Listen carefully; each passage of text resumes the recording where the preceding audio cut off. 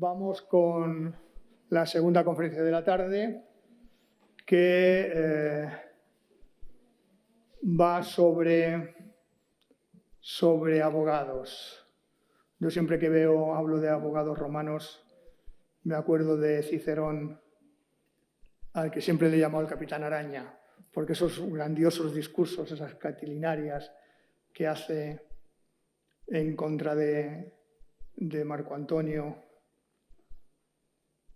dices, uy, esto a la cara no se lo decía. No hablaremos solo de Marco. Eso, Filípicas. Perdón. Esto a la cara no se lo decía, seguro que no. Era un poco un Capitán Araña. Magnífico orador, eso no lo duda nadie, y gracias a él tenemos una cantidad de datos sobre el mundo romano de ese siglo I antes de Cristo, finales del siglo I, fantásticos, que no se podrían valorar de ninguna de las maneras con dinero, económicamente. Es fantástico, a pesar de que personalmente no es mi personaje de devoción, como tampoco lo es Augusto, no se crean. Augusto tampoco lo es. Augusto, si no hubiera sido, siempre digo lo mismo, si no hubiera sido por Agripa, no sé si hubiera llegado donde llegó, pero afortunadamente estaba Agripa. Él luego tuvo una gran visión, él supo gestionar su vida, pero me estoy distrayendo, que no es a lo que vengo. Vamos a hablar, porque acabo dando yo la conferencia en lugar de él, vamos a hablar de el abogado y sus clientes. Para ello tenemos al profesor Miguel Ángel Novillo, que está en puertas de acceder a la titularidad universitaria. Esperemos que en poco tiempo. Él es en cierta medida dentro de un departamento en el que mayoritariamente nos dedicamos al mundo romano. Pocos, es decir, casi ninguno, él y yo, nos dedicamos a la República, el resto son de época imperial y mayoritariamente de Bajo Imperio, algo que yo considero que ya no es Roma, eso es historia medieval. La República, el imperio acaba con la mal llamada crisis del siglo III. A partir de ahí, lo que sale ya es diferente. Pero bueno, esa es mi visión personal. Se lo discuto con mis amigos, me toman el pelo y me dicen que no tengo ni idea de lo que estoy hablando. A lo mejor tienen razón. Les dejo con Miguel Ángel Novillo. Como les digo, él es especialista en República Romana, tiene una biografía, su tesis fue inversor sobre Julio César, luego se publicó en un magnífico libro. Ha publicado numerosos artículos sobre la República Romana. Le gusta mucho la arqueología también, él está muy ligado al mundo de la arqueología. Yo lo estuve en principio, pero lo abandoné. Él todavía no he conseguido convencerle de que lo abandone, porque eso tiene poco futuro. No sé, yo creo que de aquí van a poner una fatua contra mí en algún momento por decir estas cosas. Nada, les dejo con él y seguro que nos va a divertir a todos.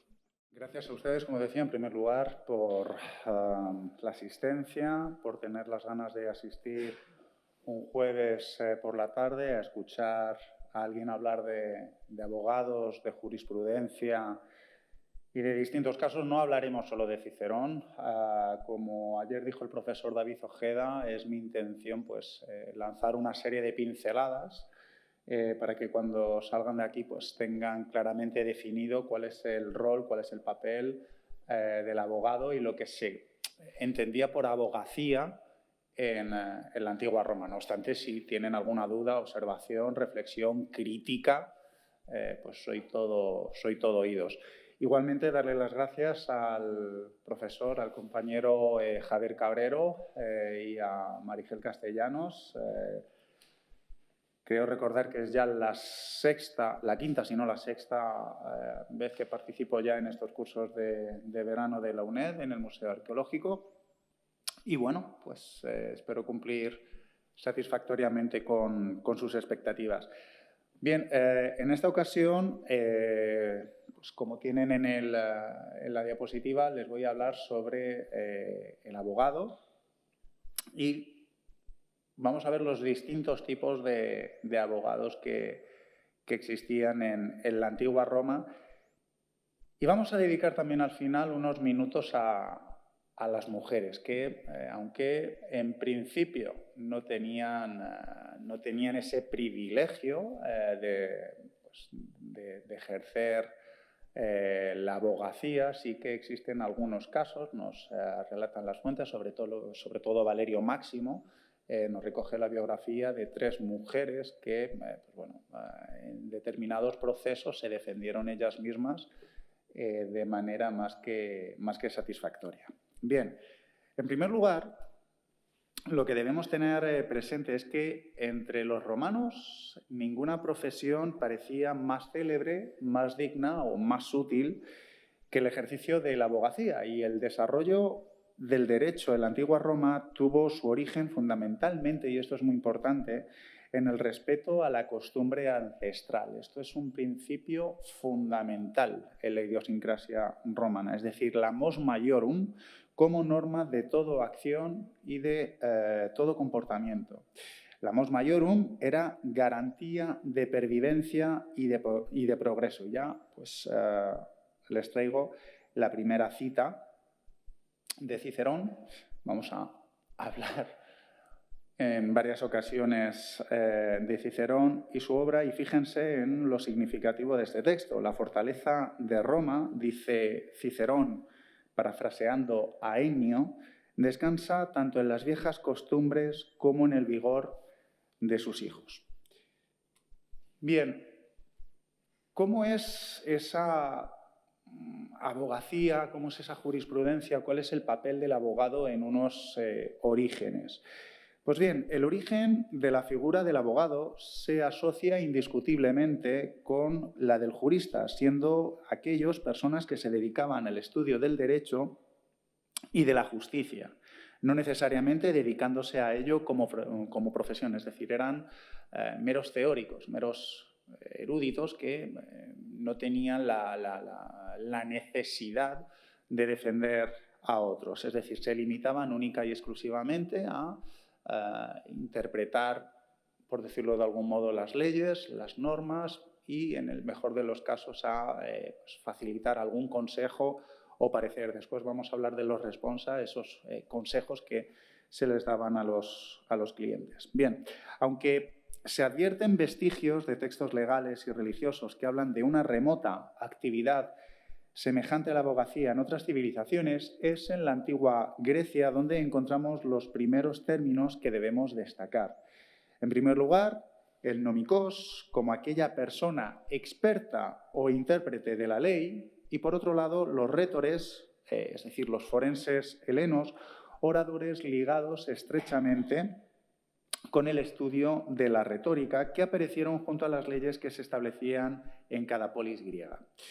Tanto el nomikos como los rhétores no pueden considerarse juristas como tales, ya que, y esto es importante y vamos a ver la diferencia entre la sociedad griega y la sociedad romana, o mejor dicho, entre la sociedad helena y la sociedad romana, porque en la sociedad helénica no logró impulsar a estos estudiosos al análisis sistemático del estudio del derecho con la finalidad de hacer del mismo una herramienta indispensable para la búsqueda de soluciones de problemas concretos.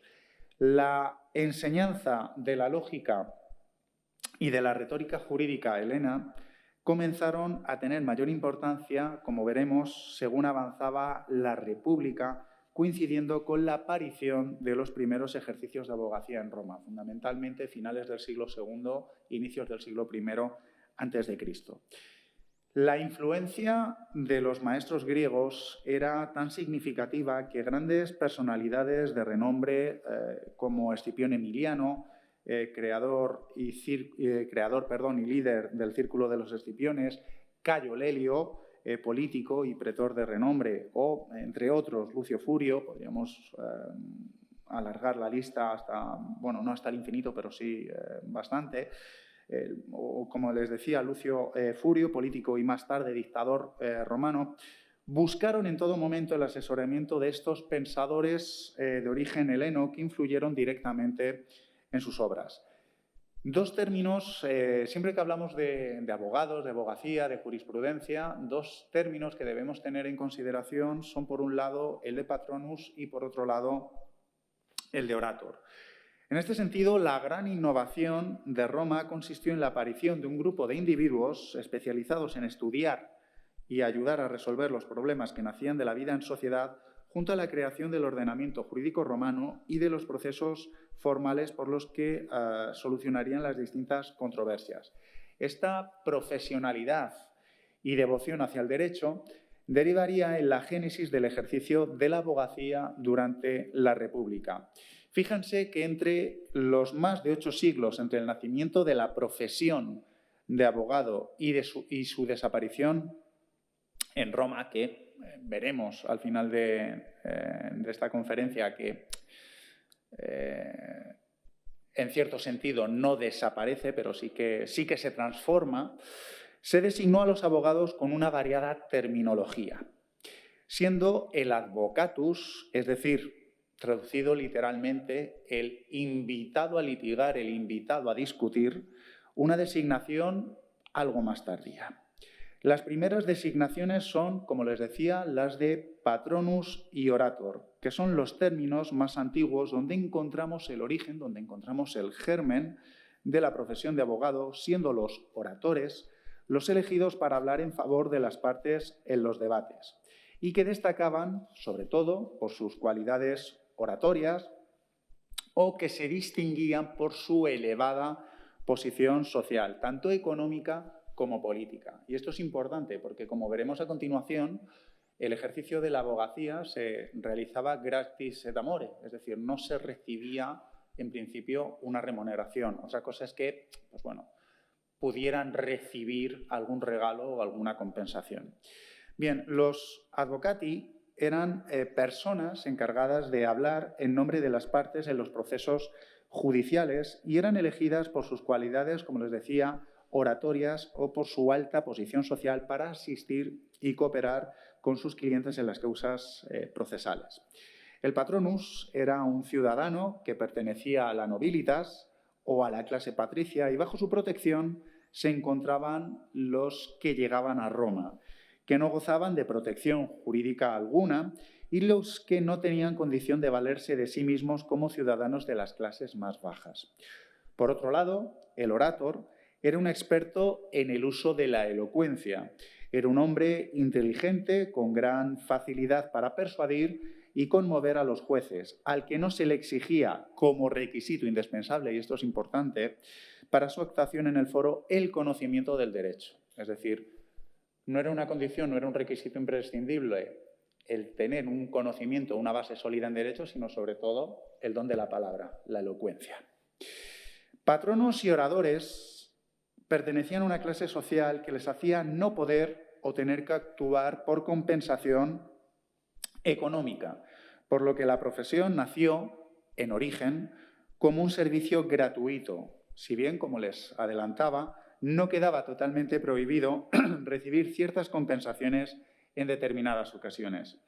En realidad, hasta que el orator no se alzaba para hablar, no se le podía reconocer como tal, porque en el momento de la discusión, el demandante y el demandado en los procesos civiles y el acusador y el acusado en los penales se hallaban rodeados de amigos influyentes, quienes, aunque no tuvieran intención de hablar, al intervenir personalmente al lado de su protegido, se proponían darle el apoyo de su autoridad y de su influencia personal.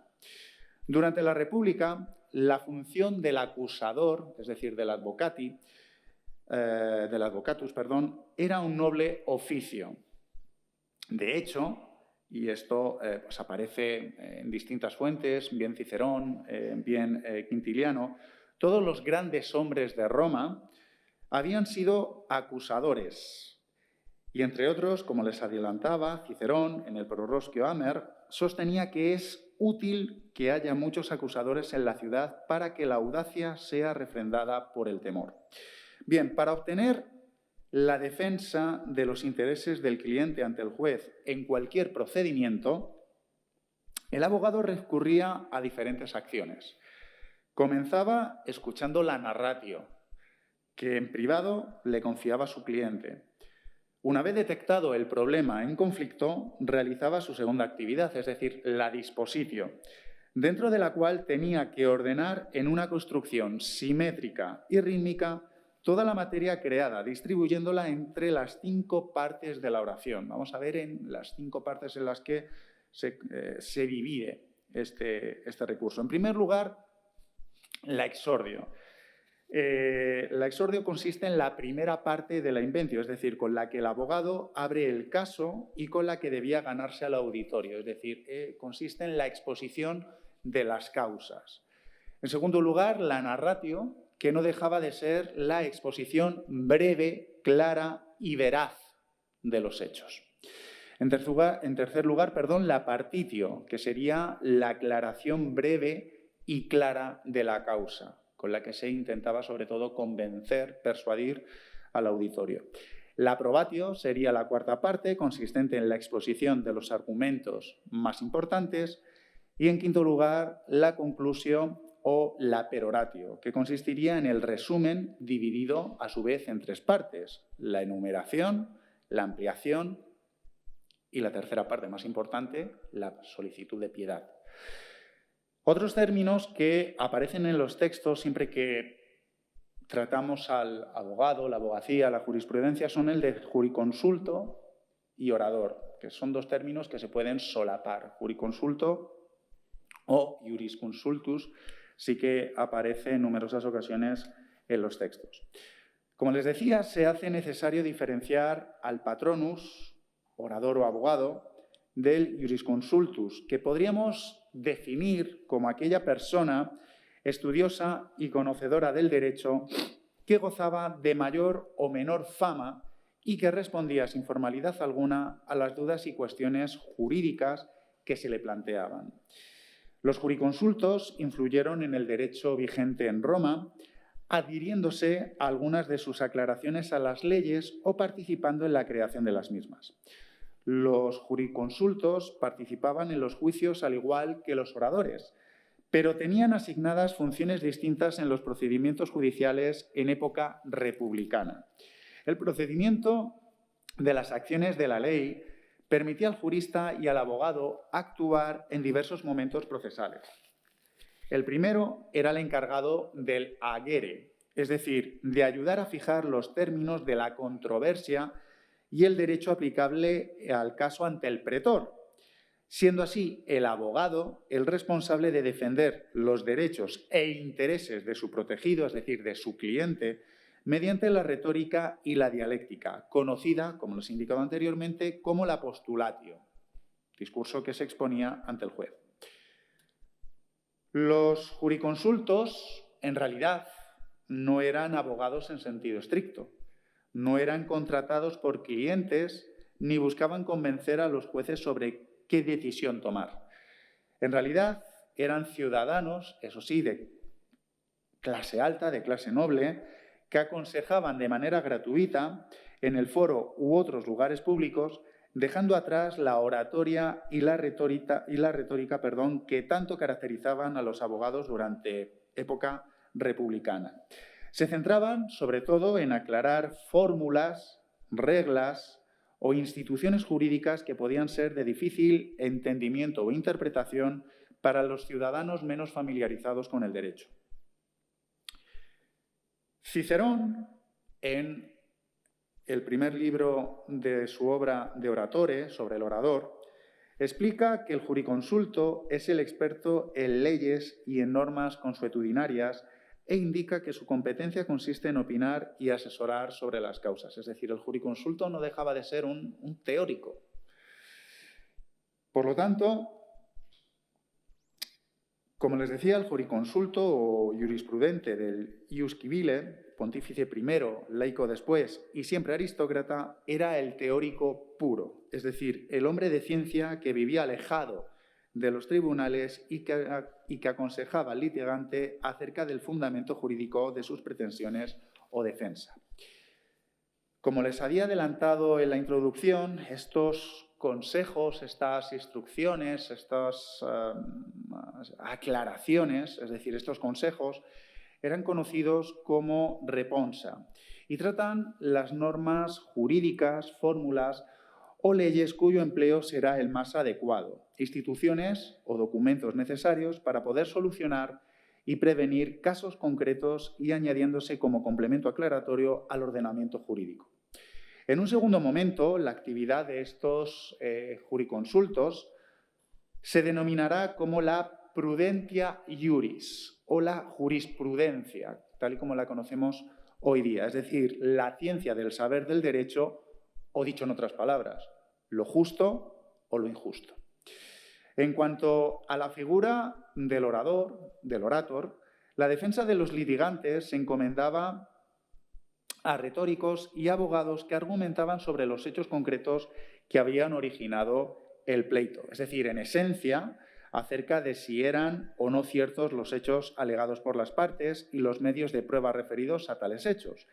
En época republicana, sobre todo siglo II, siglo I a.C., tratará mediante informes, pruebas o razonamientos de convencer al juez o tribunal acompañando a su cliente y asistiéndole antes, durante y tras el proceso.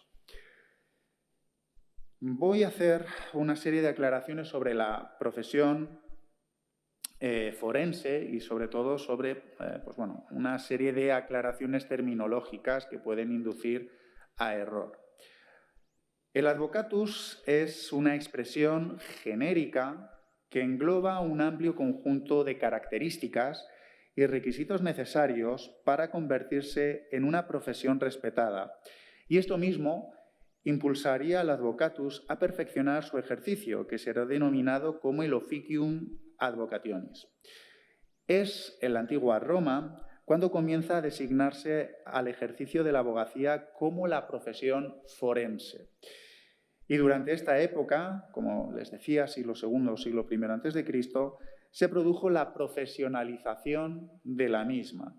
Existen algunos intentos, algunos conatos de profesionalización en el siglo II antes de Cristo, pero será sobre todo en época augustea cuando se proceda a la profesionalización de la actividad forense.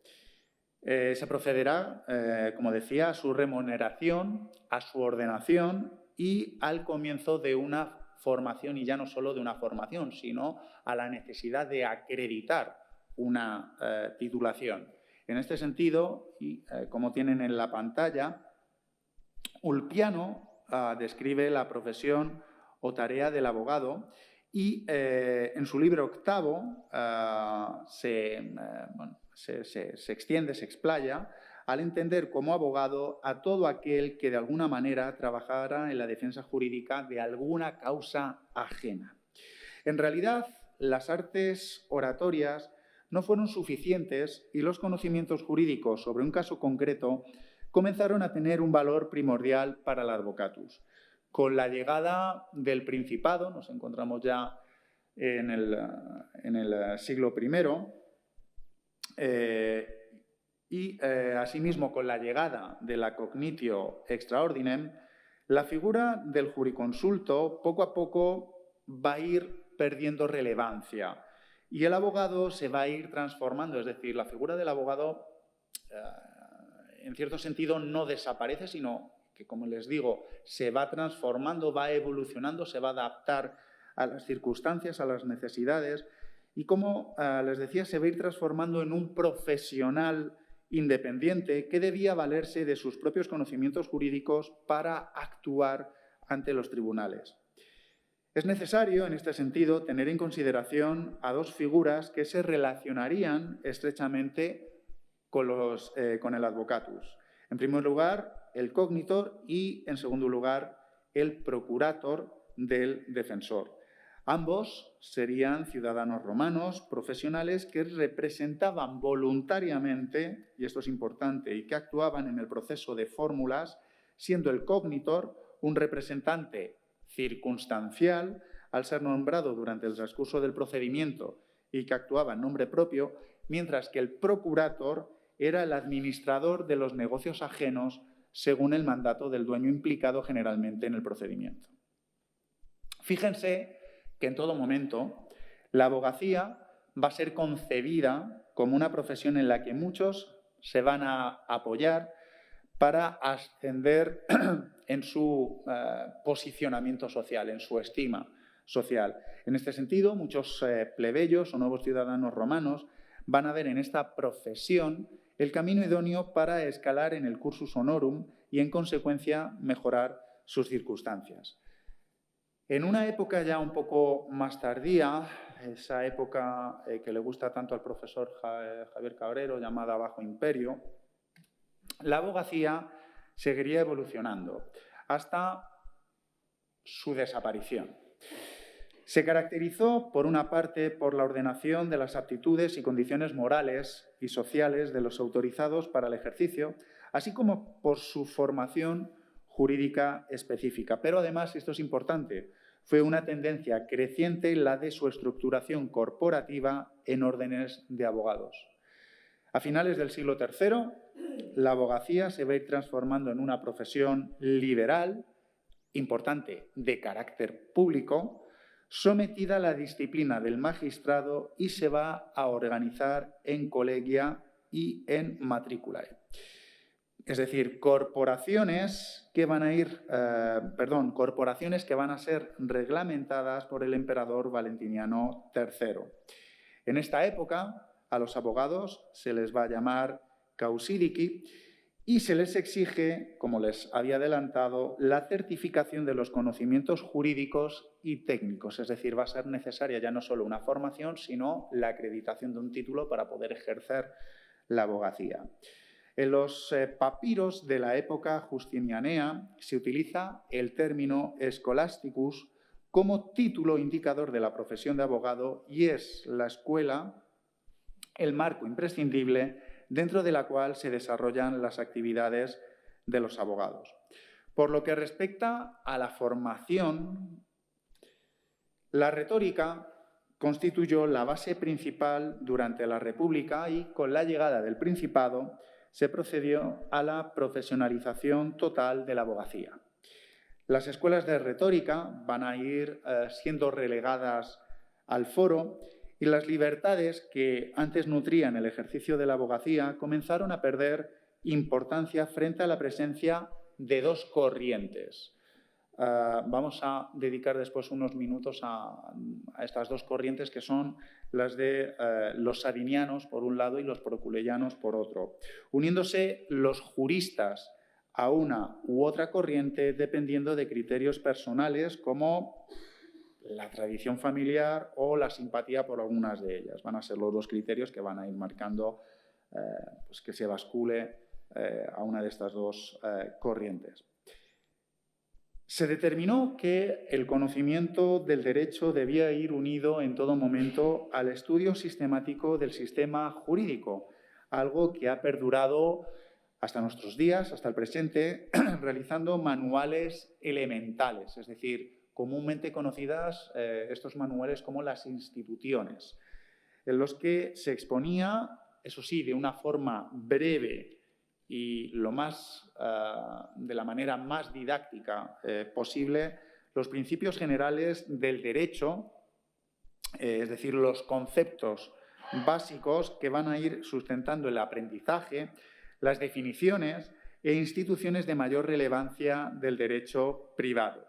En este sentido, el primer manual de derecho del que tenemos noticia, del que tenemos constancia, son los Libri Tres Iuris Civilis de Masurio Sabino, el fundador de la corriente sabiniana, pero asimismo debemos destacar por su increíble importancia y alcance, seguro que habrán oído hablar de las instituciones de Gallo, que no solo representaron un libro de texto indispensable para aquellos que comenzaban a estudiar Derecho en Occidente, sino también en Oriente.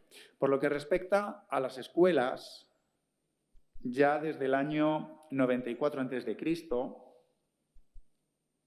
con la iniciativa de Plocio Galo, se abrirían escuelas de retórica en Roma en las que se enseñaba en latín y se hacía accesible a estratos sociales inferiores, a la vez que se escribirían manuales como la muy exitosa obra anónima Rhetorica ad Herennium y el ejercicio juvenil de Inventiones ciceroniano, ambas obras con acusadas influencia del Tratado de Hermágoras de Temnos y dentro de los cánones, eso sí, aristotélicos. Una cuestión muy discutida continuamente en la doctrina romanística es la suscitada, y esto es importante, por la separación de los juristas del Principado en dos escuelas. La denominación de las escuelas no procede de presuntos fundadores, sino de sus seguidores. La primera, como les decía, la de los sabinianos o casianos, también aparece así en los textos, toma su nombre de Masurio Sabino y de Casio Longino, mientras que la segunda, la de los proculianos o proculeyanos, la toma de Próculo. Aunque ambas escuelas mantuvieron puntos de vista diferentes sobre determinados aspectos jurídicos concretos, no parten de concepciones fundamentales distintas sobre el derecho. Los proculeyanos, eso sí, fueron más innovadores, más originales y, sobre todo, más libres en la interpretación de la norma, siendo los sabinianos más tradicionales, más conservadores y, sobre todo, amantes de la sistemática. Ambas escuelas no eran escuelas de enseñanza, aunque es fácil que la formación de los discípulos tuvieran lugar, en su mayor parte, en la comunicación de la escuela. En realidad, no estamos ante escuelas o universidades estatales como las que aparecen claramente definidas en una época más tardía, en el Bajo Imperio, pues ya en época imperial, siglo I, siglo II, estas escuelas van a realizar, o estos centros de enseñanza van a realizar una cierta actividad docente, específicamente jurídica, y desarrollada fuera del esquema de relación individualizada.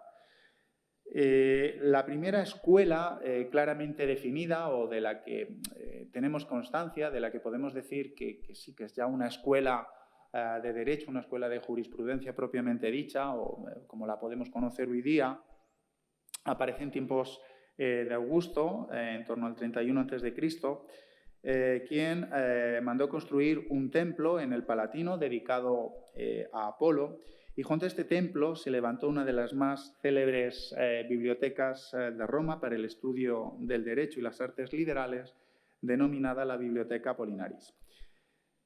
En líneas generales se desconoce si un alumno tenía o no varios profesores. Sin embargo, y si tuviéramos que hacer un pacto de mínimos, en época tardorrepublicana unas veces tenemos la indicación de un jurista formado con varios maestros, mientras que otros parecen haberse formado con un único preceptor. Lo que sí tenemos claro es que ya, sobre todo en época siglo II después de Cristo, salvo raras excepciones, la norma era que el jurista no tuviera más que un maestro, no tuviera más que un preceptor. Ahora bien, llegados a este punto, ¿cuál era el método empleado durante las tareas docentes? Bien, si bien no se conoce, de una manera precisa, se puede presumir que uniría el procedimiento práctico con el teórico, es decir, se fundamentaba sobre todo en el estudio de casos. Por lo que respecta a los colegios, es decir, por lo que respecta a la enseñanza del derecho y al ejercicio de la abogacía, los colegios fueron considerados instituciones relacionadas estrechamente con el servicio público. Como norma general, los estudios de abogacía comprendían 5 años, se podían dilatar incluso hasta los 7, pero como norma general eran 5 años, y los profesores eran juristas convertidos en profesores, convertidos en funcionarios, eran funcionarios estatales. Los estudios de abogacía, y esto es importante, no eran gratuitos, por lo que normalmente accedían alumnos pertenecientes a familias acomodadas. Los estudios en abogacía asegurarían la continuidad y el mantenimiento del derecho clásico mediante el estudio de las obras de los antiguos juristas. En los colegios, los alumnos no solo se preparaban para el ejercicio de la abogacía, sino que las mismas también fueron centros preparatorios para aquellos que buscaban un puesto en la administración como agentes judiciales. Con el tránsito del Principado al Dominado, es decir, con el tránsito del Alto al Bajo Imperio, la sociedad romana sufrió grandes cambios que afectaron a la enseñanza jurídica. Mientras que en etapas anteriores la instrucción del derecho apenas sufrió un control reglamentario y partía de la iniciativa propia del ciudadano romano, en el Bajo Imperio la enseñanza del derecho se vio muy influenciada por las continuas intervenciones imperiales. Por lo tanto, el estudio del derecho se va a ir relegando a los últimos años de la formación, mientras que el razonamiento jurídico y el establecimiento de una base sostenida por las fuentes clásicas tenía una gran importancia en el método de enseñanza de los futuros abogados. El emperador León, nos encontramos a mediados del siglo V, es decir, entre el 469 y el 474, exigió que los futuros abogados acreditasen mediante una prueba de acceso, es decir, ya no era suficiente la formación, la titulación, sino ahora había que hacer una oposición, una prueba de acceso para poder ejercer como abogado.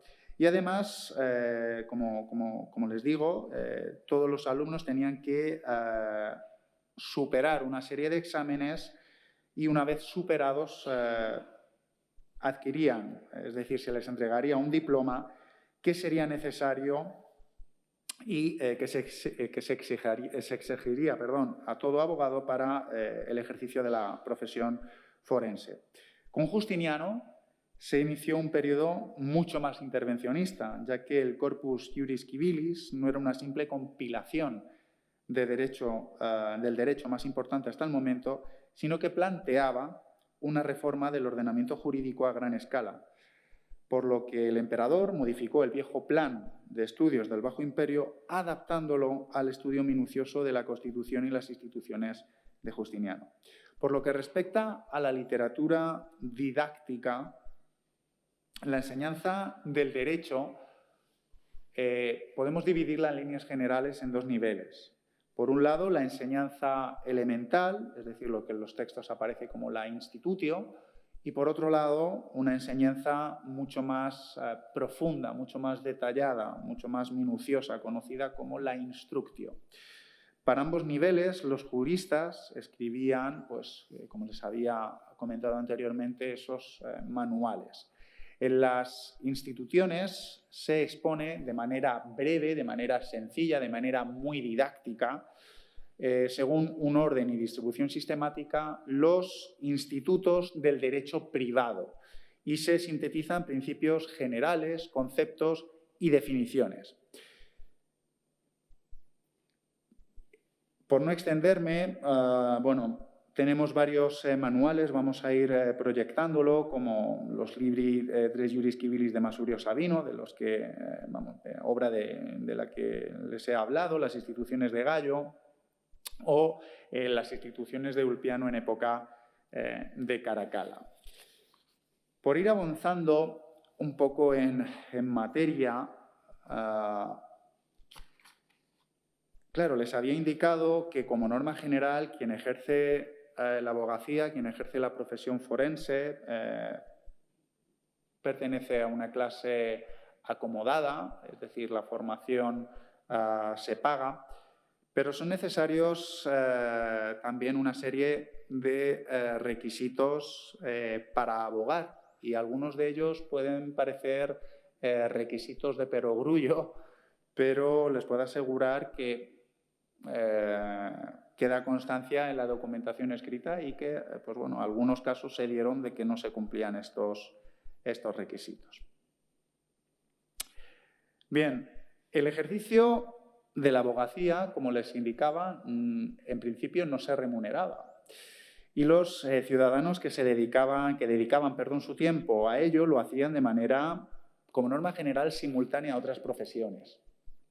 Además, eran de buena condición social, por lo que podían actuar en defensa del prójimo sin esperar a cambio una retribución monetaria. Otra cosa es que recibieran regalos, como vamos a ver a continuación. La actividad forense quedaba restringida en líneas generales en los siguientes casos. Por edad. Los 17 años era considerada la edad necesaria para poder hablar en público y, en consecuencia, actuar ante el pretor. En segundo lugar, por determinadas condiciones físicas. Es decir, un sordo, ante la imposibilidad de poder entender al pretor, podía ser acusado de desobediencia y ser castigado disciplinariamente. En tercer lugar, por ceguera. Es decir, aun pudiendo escuchar al pretor, al ciego le sería imposible seguir sus gestos. Tengamos presente que en la idiosincrasia romana la gesticulación, el lenguaje no verbal, es importante. En cuarto lugar, por ser mudo.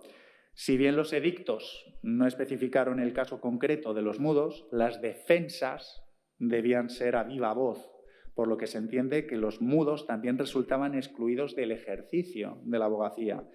También tenían restringido el acceso a la profesión forense los que resultaran indignos o infames. Ayer vimos una conferencia en la que se explicaban todos estos individuos que formaban el colectivo de los infames, como por ejemplo el expulsado del ejército por causa ignominiosa y por lo tanto relacionada directamente con el honor o dignidad del ciudadano, o al que hubiera sido condenado en juicio público por calumnia o por prevaricación, hurto, robo con violencia, injuria, dolo o fraude u otros delitos de importancia.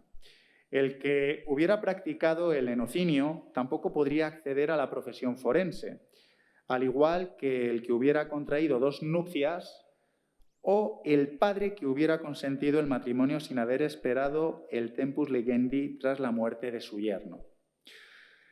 En sexto lugar, la abogacía, y esto es importante, dedicaremos unos últimos minutos a este caso.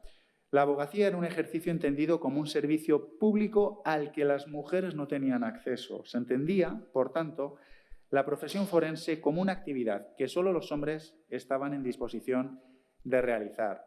Al igual que existen una serie de requisitos para ejercer la profesión forense, existen una serie de principios deontológicos. Es decir, en primer lugar, la honorabilidad del abogado. Es decir, según Quintiliano, el abogado deberá ser de digna confianza, una persona de honor y ejemplar para el resto. En la antigua Roma, un abogado bueno de uno mediocre se diferenciaba sobre todo por su dignidad, por su carrera,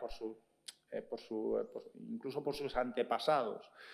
Como hombre bueno, el abogado deberá tratar de la mejor manera a su cliente sin recibir con desprecio o sentimiento de superioridad lo que su protegido quiera ofrecerle como pago de sus servicios. Es decir, yo no te voy a cobrar mis honorarios, pero estoy dispuesto a recibir un regalo de tu parte. En segundo lugar, la brevedad en los procesos. Las cuestiones judiciales deberán ser lo más breve posibles, por lo que los abogados no podían prolongar una causa mediante astucia o artimañas. En tercer lugar, la igualdad entre los abogados. Es decir, esto era bastante difícil de cumplir, pero se hacía todo lo posible porque los abogados, pues más o menos, mantuvieran la misma experiencia, la misma antigüedad. En cuarto lugar, la asistencia obligatoria. Todo ciudadano podría defenderse por sí mismo, pero no todos en Roma podrían defenderse a sí mismos o contratar a otros para ello. Simplemente no tenían capacidad procesal o los medios económicos necesarios, por lo que se decretó en tales casos que el pretor tendría la obligación de procurar un defensor jurídico a estas personas. Es como lo que ocurre hoy en día con el abogado de oficio. En quinto lugar, la dignidad profesional. El ejercicio de la abogacía debía evitar la conducta incorrecta respecto hacia la otra parte litigante, de manera que por el mero hecho de abogar se pueda mentir, ultrajar o maldecir al otro, excediendo los límites de la discusión propia de los litigios. En sexto lugar, y esto es importante, la fidelidad en la defensa, es decir, el abogado debía cumplir la lex Cornelia de Falsis, es decir, impidiéndole entregar a la parte contraria pruebas o documentos que le hubieran sido confiados por su defendido. Y en séptimo y último lugar, las incompatibilidades, es decir, no cabe ser abogado y juez como profesiones simultáneas. ¿Qué ocurre con la gratuidad preceptiva en el patronazgo? Bien, aunque obviamente no todos tenían la misma fortuna, como refiere Marcial en sus epigramas, lo mismo que Juvenal en sus sátiras, el oficio podía ser remunerado. Y así lo acredita Tácito en su diálogo sobre los oradores, destacando en una tertulia de abogados prestigiosos como dos de los más famosos del momento, Eprio Marcelo y Crispo Vivio, habían logrado un patrimonio personal de 200 y 300 millones de sestercios respectivamente. En este sentido, la lex quinquia de donis et muneribus prohibió a los abogados recibir donaciones o sumas pecuniarias que sumasen una cantidad determinada, estableciéndose incluso penas para quienes vulnerasen dicha norma. Esta prohibición buscaba frenar un enriquecimiento injusto del patrono que quisiera lucrarse por un ejercicio que estaba ligado a la gratuidad del mismo. Aun comenzando como un ejercicio gratuito, como un principio inquebrantable del marco del patronato patricio, en la práctica pronto se registraron pequeñas retribuciones u honoraria por parte de la persona que había sido representada o ayudada. Estos tipos de regalos, de honoraria, se basaban en pagos en especie, ropas de lujo u otros productos que podían concebirse como regalos. Los pagos o retribuciones nunca fueron tratados como salarios en época republicana, ya que este concepto nació ligado al arrendamiento de servicios y este patronazgo no lo era como tal. Pero junto al desarrollo de la abogacía y el comienzo del imperio, estas retribuciones comenzaron a ser de objetos de mayor valía, como estatuas, libros de gran valor o incluso joyas.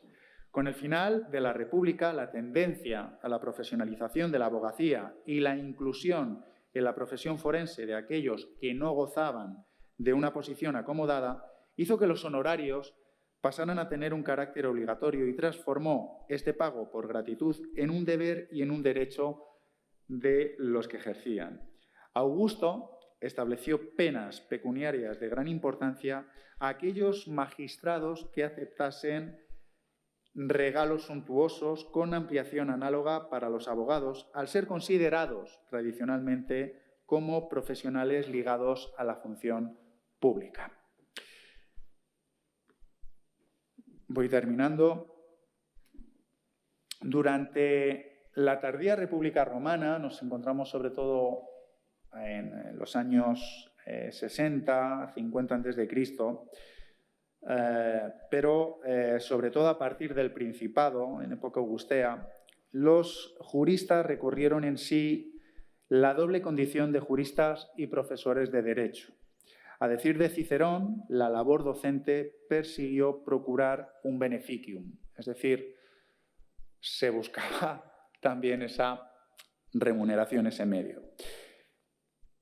Claudio aceptó el derecho a percibir retribución, aunque rebajó la minuta a 10.000 sestercios, que en lo sucesivo serviría de parámetro en el ejercicio. Nerón reconoció el derecho de los abogados a una cierta y justa remuneración, llegando a tomar como referencia el valor del mercado. Trajano admitirá el cobro de percepciones anticipadas, provisiones de fondos que garantizaban el cobro a clientes reacios, como ya criticaría Marcial en sus epigramas. Aunque el derecho de retribución de los abogados sufriría las limitaciones en el edicto de precios de Diocleciano, y por fin se articularía la exigibilidad procesal del pago a través del procedimiento de la cognitio extra ordinem.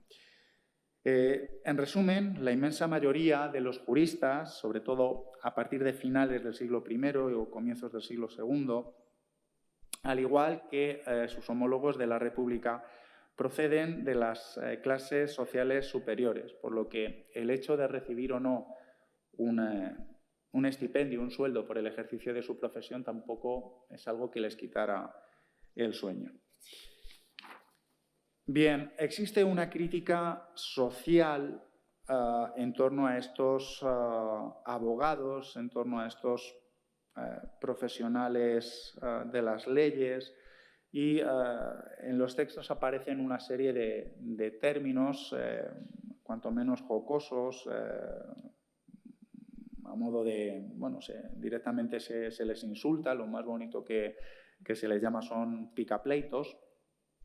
Y, como digo, no resulta extraño que al constituirse el ejercicio de la abogacía como un oficio profesional en algunos momentos remunerativo abierto al estamento plebeyo, suscitase la figura del abogado una gran desconfianza e incluso hostilidad y animadversión, caracterizándosele desde entonces para toda la posteridad como un individuo codicioso, favorecedor de la querulancia, cínico, inmoral, jactancioso y engañador de quienes a él acudían incautamente en busca de consejo o defensa jurídica. Es decir, existen varios pasajes en Juvenal, en Séneca, en Terencio, existen varias críticas al abogado. Termino unos minutos, voy a dedicar unos minutos a la mujer y a la abogacía.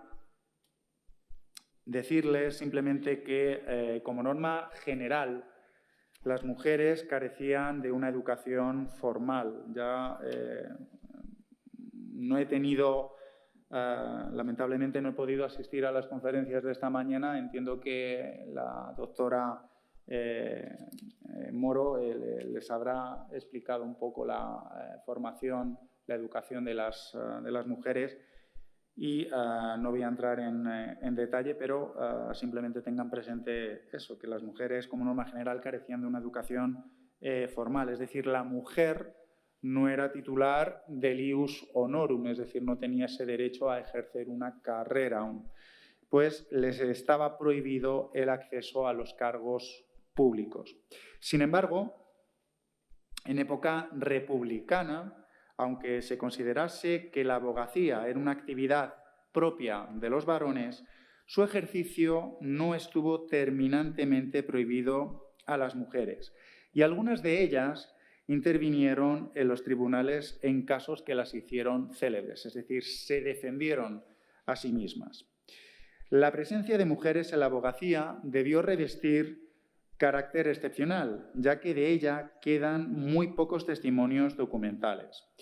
Como les adelantaba en la introducción, al respecto, la principal fuente es Valerio Máximo, quien, de manera un tanto sutil, de manera sucinta, recogió las historias de 3 mujeres romanas que actuaron ante los tribunales en el siglo I a.C. en circunstancias muy diferentes. Son Amesia Sentia, Hortensia y Calla Africana.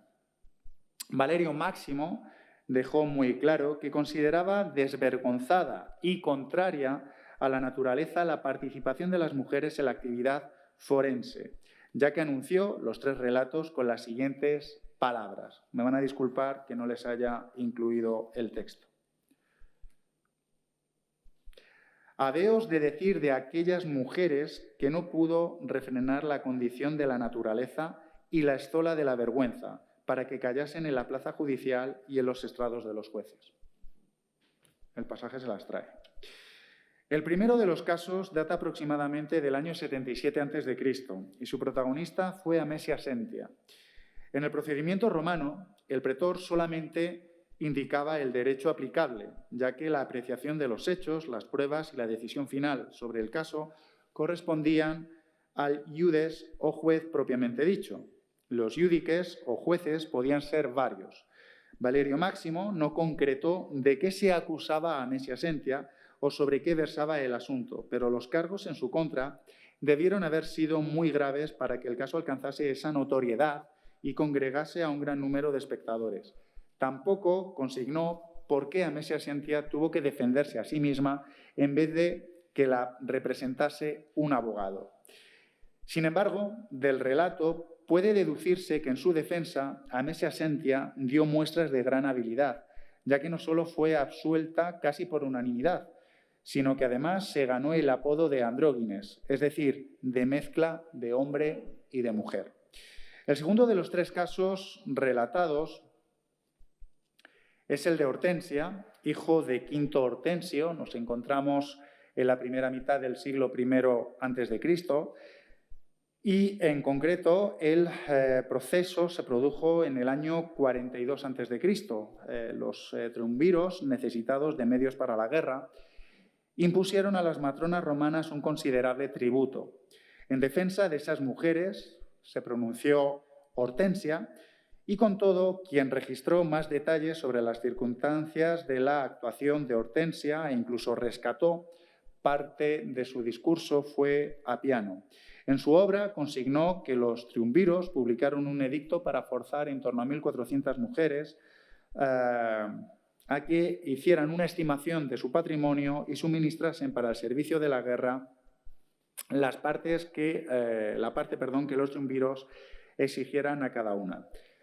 Se dispuso, además, que las que escondieran sus bienes o hicieran una apreciación falsa serían multadas y que se recompensaría a quienes las denunciaran independientemente de su condición social.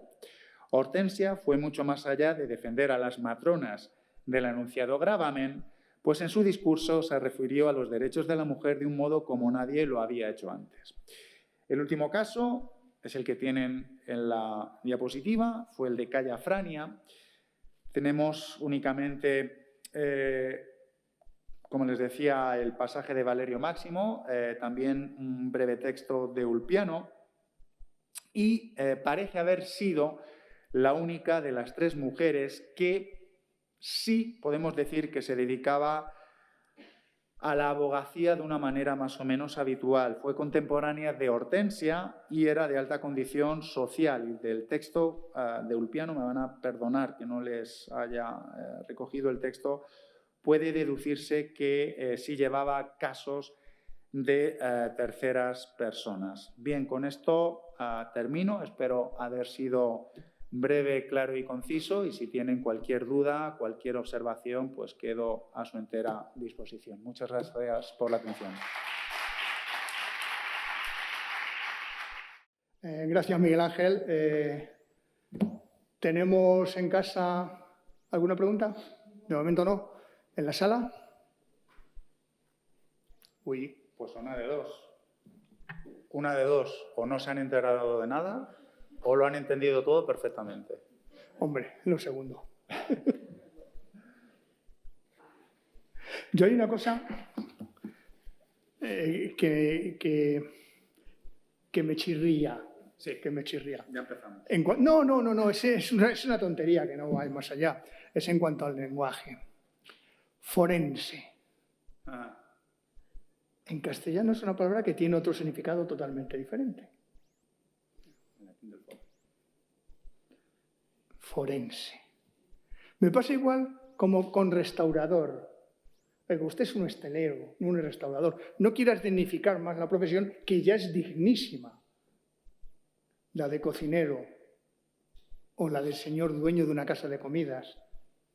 El francesismo de restaurador a mí me chirría muchísimo. No puedo con ello. Cuando lo oigo, no puedo con ello porque o bien me degradan la profesión de restaurador o me elevan la de cocinero. Y es que ambas son dignísimas, es que no tienen por qué. Entonces, lo de forense como que me descoloca un poco. Sé que puede ser latín del foro, bien. Pero ¿no hay otra palabra para definir esa profesión? Hasta donde yo sé, y en todos los documentos que he consultado, es así como aparece. Pues me aguantaré. ¿Qué le voy a hacer? Venga, ¿se les ha ocurrido preguntitas? Vale, bien.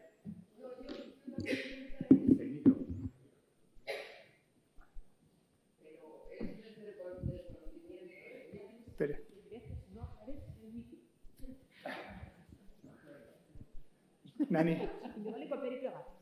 Nani, luego este chico.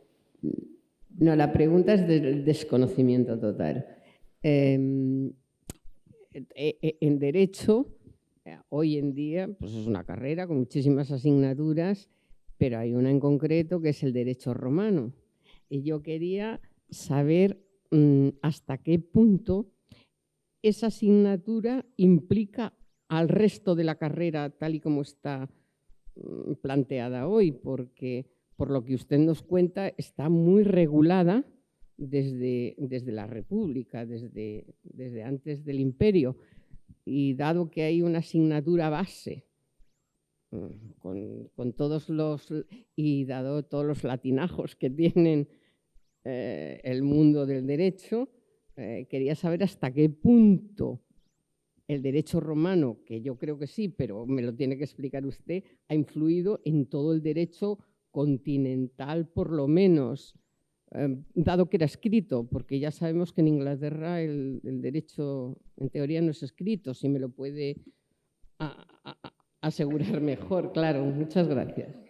Muchas gracias por la pregunta. En primer lugar, me va a disculpar porque no soy jurista.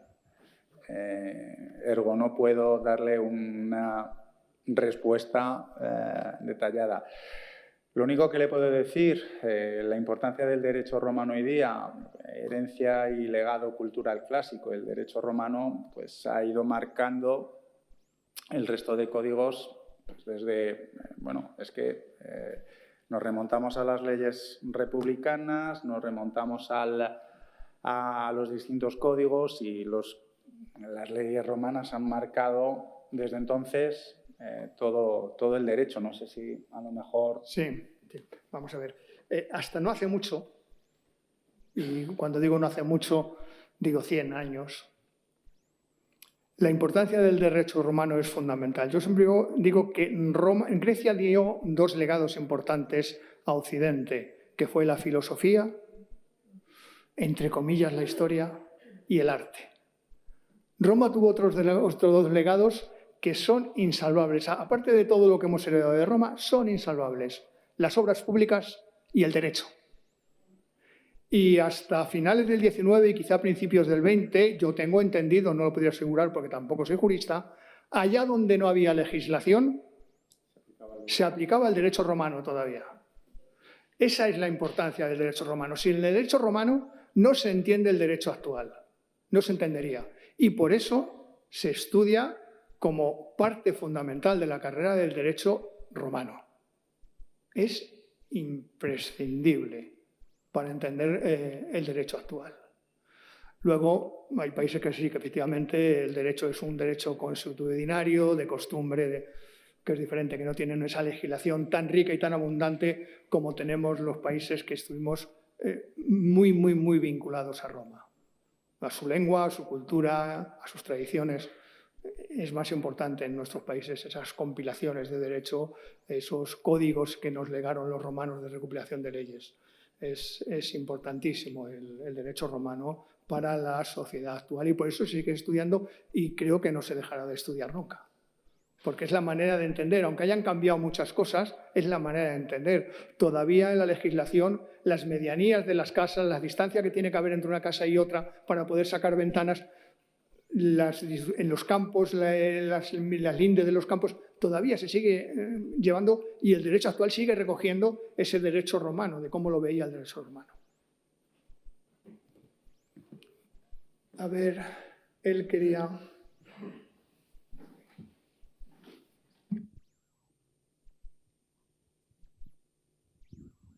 Gracias. Yo tenía varias preguntas. Primero, bueno, no me ha quedado claro la labor del procurator del que ha mencionado antes. A ver si lo puede repetir. Luego, otra cosa, sobre todo con la institución y la burocratización, por así decirlo, que hubo en el Bajo Imperio y en época bizantina. Y es hasta qué punto hasta qué nivel era necesario tener estas acreditaciones para ejercer, para estar en un juicio. Pues posiblemente en Roma sí, en un juicio importante sí, pero en un pueblo de cualquier provincia del imperio, donde también había juicios, ¿era necesario que estos abogados tuviesen estas acreditaciones? Y luego otra cosa que es algo que se ha dicho, que no sé si es verdad, y es que la enseñanza griega pues estaba basada en Homero, ¿no? y la enseñanza romana en la ley de las 12 tablas. Entonces no sé si es que la ley de las 12 tablas estaba incluida, o sea, se estudiaba de memoria como textos dentro del sistema educativo, y con esto enlazo con la conferencia de esta mañana, o si es una leyenda y se utilizaban otro tipo de textos. Vamos por partes. El procurador, la finalidad, la meta, el fin que tenía era exponer es decir, sí, defender a su cliente, pero sobre todo exponiendo la causa, el argumento y exponiendo finalmente una conclusión que permitiera a su cliente vencer, por decirlo de algún modo, el caso. En segundo lugar, en el Bajo Imperio, sobre todo a partir de finales del siglo III, se procede a la burocratización de la abogacía, pero ya no solo de la abogacía, sino que existe una burocratización de todo el funcionariado público del imperio. Se exige formación, titulación y prueba de acceso, y lo que se intenta es fundamentalmente, sí, dotar a la profesión forense de cierto rigor, de cierta estima, pero se intenta también evitar la suplantación. ¿De acuerdo? La suplantación, la irrupción. Y la tercera pregunta, perdón, era... Tampoco será una respuesta... No, vamos a ver. Las 12 tablas, que fueron importantísimas en su momento a mediados del siglo V, en realidad no sabemos qué contenían. Se supone que, bueno, no se supone, la plebe en un momento dado pide ante la arbitrariedad de los jueces que exista un código de leyes escrito al que ellos se puedan acoger, que ellos sepan de antemano qué derechos tienen, qué obligaciones tienen y cómo se les puede castigar. Dice la tradición que se enviaron unos embajadores a Grecia para copiar algunos puntos de algunas leyes griegas, pero aunque se pusieron por escrito, no han llegado hasta nosotros. Lo que con poco que conocemos de las 12 tablas son por testimonios posteriores. Se ha intentado hacer una recopilación de estas leyes. En algunos libros verán que aparecen estas 12 tablas, pero en realidad no es un texto que nos llegara íntegro, ni siquiera parcialmente íntegro original de la época. Son entresacados de todos los códigos de leyes que luego se recopilaron tanto en el Digesto como en el Código Justiniano, como en otros códigos y en otros testimonios epigráficos de leyes posteriores. Es muy complicado hablar de las 12 tablas porque en realidad lo que se trata es de una recopilación a petición del pueblo para evitar la arbitrariedad de los jueces romanos de aquella época, de aquellos años 450-440 a.C.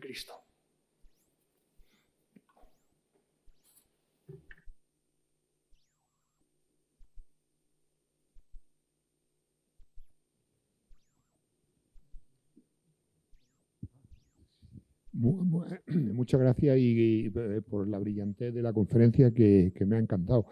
Yo quiero hacer una precisión. Mi hijo ha estudiado Derecho, ha acabado Derecho hace poco y por supuesto ha estudiado Derecho romano. Y yo, porque soy muy curiosón, le miraba los apuntes, los libros y tal, y miraba que era Derecho civil. Me pregunto si el Derecho romano, digamos, penal, iba por otro lado, a lo mejor iba por no sé, por el ejército o de otra manera. Eso no lo dudo, pero curiosamente era todo derecho civil. Le daba, por ejemplo, a un esclavo el mismo valor que a una vaca, ¿no? Y lo otro es lo de forense, ¿no? Yo soy médico jubilado. El médico forense es el médico especialista en medicina legal, que es una de las asignaturas de la carrera. La vertiente legal que tiene el ejercicio de la medicina, pues se llama medicina forense o medicina legal. Yo creo que en el sentido de fuero, como solamente era eso.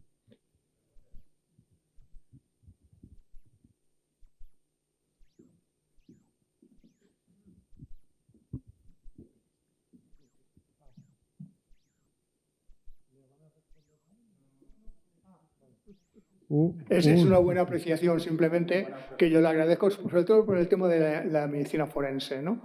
Que estamos acostumbrados a cuando hablamos de forense, lo que se nos viene yo creo que a todos a la mente es efectivamente un médico con un señor muerto delante buscando por qué ha muerto. Yo creo que eso es lo que se nos viene a todos a la mente y por eso decía que a mí hay palabras que me chirrían, pero es por ignorancia probablemente.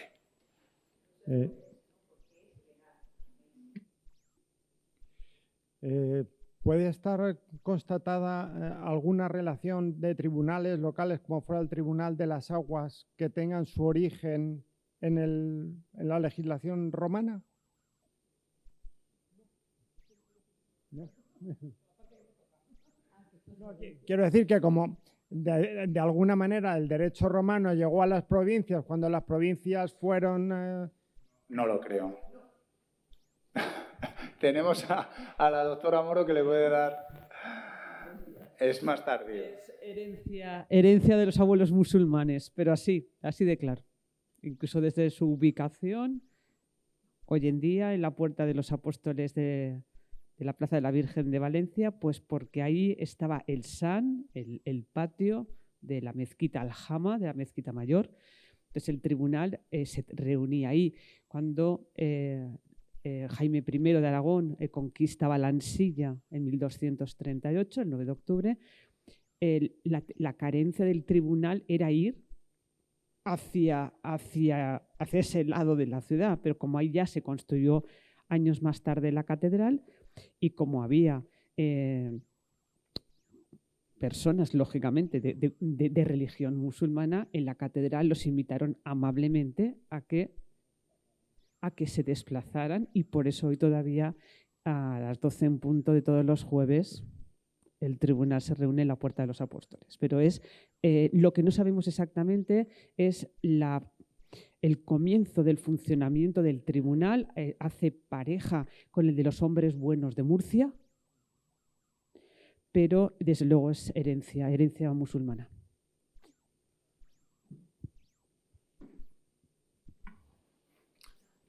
¿Más? ¿Tenemos de casa? Pues enganchamos los de casa. Sí, sí. Vamos allá.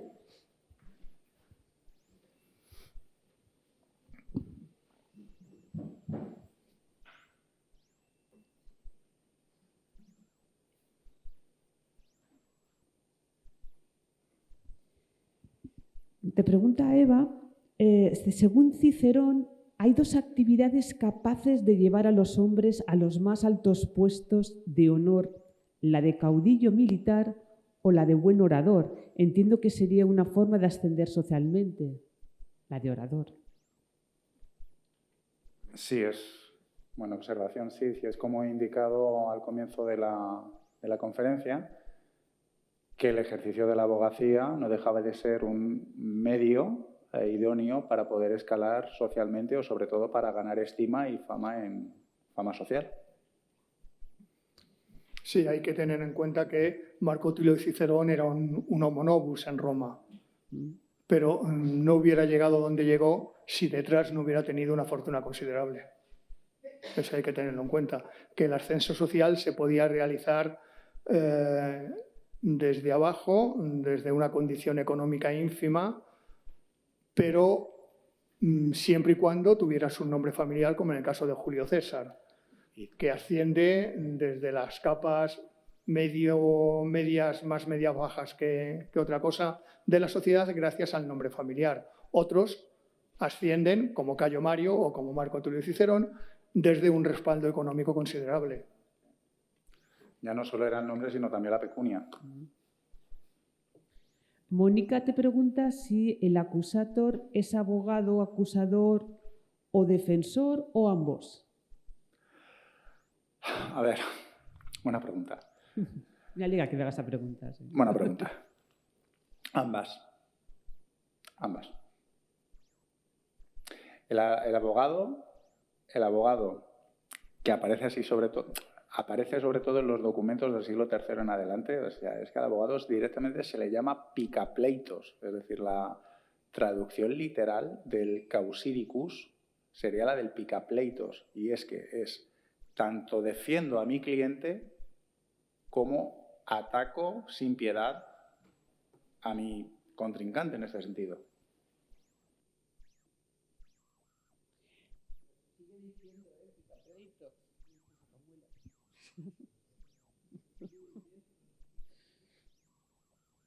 Te pregunto también, Mónica, si se sabe si las mujeres que actuaron en los tribunales eran hijas de abogados y por eso tuvieron la oportunidad de formarse. Eso no lo vamos a saber. A ver, yo simplemente he expuesto el caso extraordinario, por decirlo de algún modo, de 3 mujeres en la tardía República Romana, pero tampoco hipoteticemos o queramos dar un rol a un colectivo que en realidad no lo tuvo. O sea, no eran hijas de abogados, no eran hijas de ilustrísimos. Eso sí, los 3 casos que hemos expuesto son mujeres de la aristocracia romana, pero va a ser una incógnita que va a estar presente por los siglos de los siglos. Amén.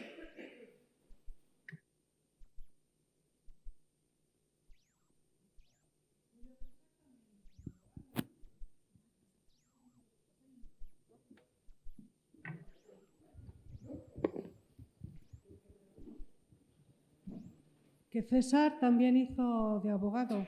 Es que, como digo yo, el calvo adúltero, mi querido calvo adúltero, más que hacer de abogado, se defendía a sí mismo. Era tan arrogante que defendía en todo momento su causa. Pero sí, ejerció. Un patricio romano, un miembro de la alta sociedad romana, que tenía una serie de clientes, esos clientes que decía esta mañana que iban al Tablinum a presentarle sus respetos todas las mañanas, había unos derechos y obligaciones entre el patricio y los clientes. Los clientes estaban obligados a ayudar económicamente al patricio cuando éste lo necesitaba. Y el patricio, en cambio, estaba obligado a defender en los juicios a sus clientes. O sea, todo patricio, en sí mismo llevaba un abogado y en sí mismo, en un momento o en otro, iba a actuar como abogado de alguno de sus clientes o de algún amigo. No había un colectivo de abogados en Roma. Todos los patricios eran abogados, porque en esa educación superior de la que antes os hablaba, esta mañana hablaba la profesora Moro, una de las asignaturas o una de las enseñanzas que recibían era la de la oratoria, que era fundamental para defender a alguien en un juicio. No era imprescindible el conocimiento de las leyes, pero sí el de saber hablar, el de saber convencer, el de hacer creer a los demás que lo que estabas diciendo era la realidad, la verdad. Y muchas veces la oratoria camufla esa verdad. Le da un envoltorio de verdad a algo que no es verdad. Entonces, todos los patricios romanos, en su mayoría, en algún momento iban a ejercer como abogados.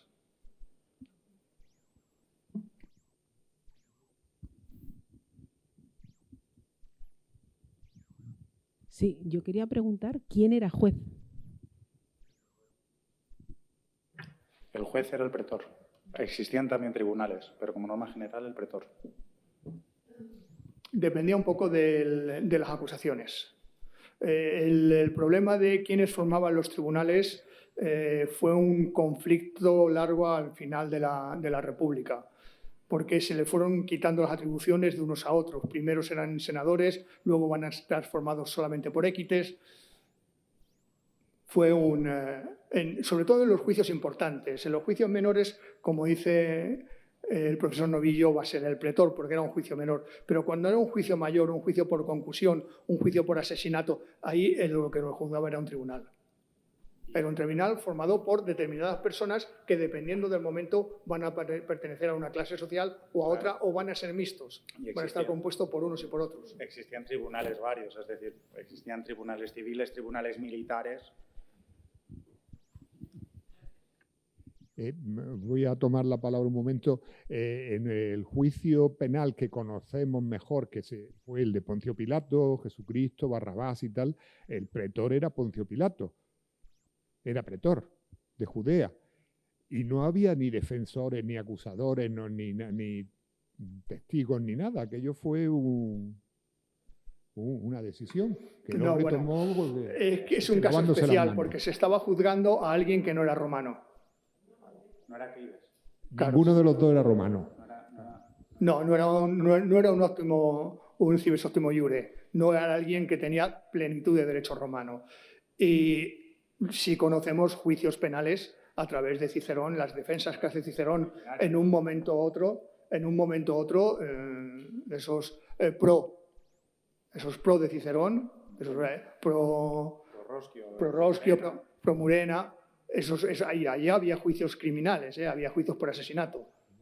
Entonces, y esos están muy bien conocidos porque es el propio Cicerón el que escribe, tal vez ayudado por un taquígrafo, que en aquella época ya existía ese taquígrafo, que era el que recogía taquigrafía los discursos, y Cicerón los publica y ha llegado hasta nosotros. Entonces tenemos... Ojo que es importante que, a colación de lo que acaba de comentar Javier, lo curioso es que todos tenemos a Cicerón, yo entre ellos, como la cumbre, el icono de la retórica, la oratoria, la elocuencia. Y lo curioso es que Cicerón no escribía para ser publicado, Cicerón escribía para sí. O sea, fíjense la celebridad de Cicerón. Era un hombre adelantado a su tiempo. Es decir, si ahora mismo tuviéramos que elegir a dos mentes privilegiadas de la República, no sé si a lo mejor el doctor Cabrero compartirá mi opinión, serían Cicerón y César. Es decir, eran dos hombres adelantados a su tiempo, pero Cicerón ni mucho menos escribía para que lo leyeran. Él exponía sus causas, exponía sus argumentos, sus defensas para él. Sí, no, y hay una cosa clara, ¿por qué se nos han conservado, de autores que prácticamente nos han conservado toda la obra? Tito Livio no lo tenemos entero, Polibio está allá, hay autores que no se han conservado y sin embargo Cicerón se ha conservado muchísimo más que de otros autores, y es porque fue un modelo a seguir para el resto de las defensas jurídicas a lo largo de todo el imperio, y se estudiaron sus discursos a lo largo de todo el imperio. Y probablemente había montones de copias de sus discursos y por eso han llegado hasta nosotros. Y eso demuestra la importancia de un personaje como Cicerón, a pesar de que yo creía que era un capitán araña, sí, pero desde luego la importancia de Cicerón para la abogacía, para la retórica y para muchas otras cosas es fundamental. O sea, ya les decía antes al principio de la charla del profesor Novillo que gracias a él tenemos una cantidad de datos de la sociedad romana, tanto por los discursos como por otras obras, que nos son fundamentales, de pequeños datos, de datos que en el fondo no cambian la historia, pero que te ayudan mucho a entender esa sociedad romana del siglo I antes de Cristo. Te ayudan muchísimo. Y la importancia, ya lo digo, es esa. ¿Por qué se ha conservado? Porque fue un modelo a seguir durante toda la historia de Roma e historias posteriores, o sea, la historia posterior. Una vez que el imperio de Occidente desaparece, ha sido copiado y recopiado por los monjes y probablemente algo llegó también de Cicerón, ha llegado también a través del mundo islámico. Yo estoy seguro que algo ha llegado porque una vez que el imperio de Occidente cae, la cultura romana, la cultura que había transmitido Roma también decae. Todo eso se conserva en el imperio bizantino, que en el fondo sigue siendo el imperio romano, y cuando se impone el Islam, pues el Islam absorbe mucha de esa cultura, es capaz de absorber mucha de esa cultura que había existido en Roma y que se había diluido en Occidente, pues ellos la absorben en todos los campos, en la ciencia, en la arquitectura, en los artes militares y probablemente en la literatura también, y vuelve a llegar otra vez a la península a través de esa invasión musulmana de la península ibérica y de esa islamización de la península ibérica. Recuerden la Escuela de Traductores de Toledo, que se recuperan en esa escuela muchos de los tratados y muchas de las obras que probablemente Occidente ya había olvidado.